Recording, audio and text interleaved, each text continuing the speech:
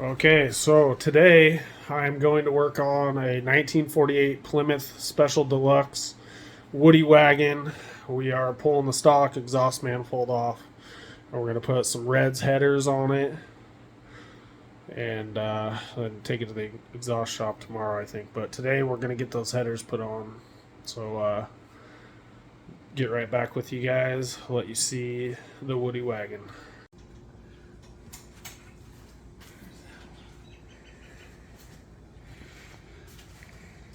Hey, hey.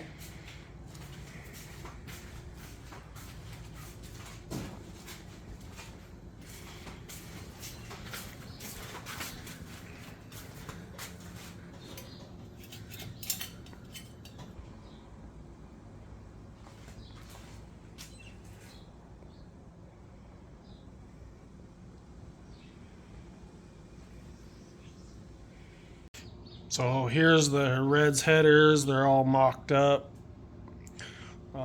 Still got to finish tightening them down. Yeah. Got it all put back together.